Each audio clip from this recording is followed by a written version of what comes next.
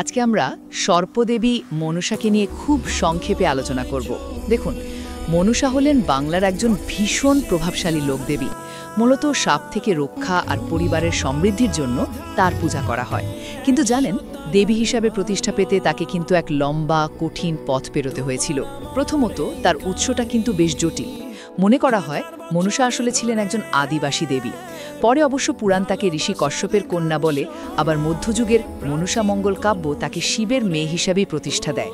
তো এই যে পরিবর্তন, এটা আসলে মূলধারার হিন্দু ধর্মে তাকে আপন করে নেওয়ার একটা প্রক্রিয়া ছিল। দ্বিতীয়ত, তার ক্ষমতার সবচেয়ে বড় প্রমাণ কিন্তু আমরা মনসা মঙ্গল কাব্যে পাই। গল্পটা হলো চাঁদ সওদাগর নামে এক শিব ভক্তকে নিয়ে, যিনি মনসার পুজো করতে একদমই রাজি ছিলেন না, যার ফলে চাঁদ তার 7 ছেলেকে হারান। কিন্তু তার পুত্রবধূ বেহুলার অবিশ্বাস্য ভক্তি আর ত্যাগের কারণে ছেলেরা আবার প্রাণ ফিরে পায়, আর চাঁদও শেষ পর্যন্ত দেবীর পূজা করতে বাধ্য হন। আর এই ঘটনাই বাংলায় মনসার আসন একেবারে পাকা করে দেয়। আর সবশেষে একটা কথা মনে রাখতে হবে, মনসা শুধু পুরাণের দেবী নন, তিনি একেবারে মাটির কাছাকাছি সাধারণ মানুষের দেবী। বিশেষ করে সুন্দরবনের মতো জায়গায় যেখানে সাপের ভয় সব সময় থাকে, সেখানে তার পূজা জীবনেরই একটা অংশ। আর সবচেয়ে মজার ব্যাপার কি জানেন, হিন্দু মুসলিম আদিবাসী নির্বিশেষে সবাই তাকে মানে, যা পরিষ্কার দেখিয়ে দেয় প্রকৃতির ভয় কিভাবে ধর্মীয় সীমানাও ভেঙে দেয়।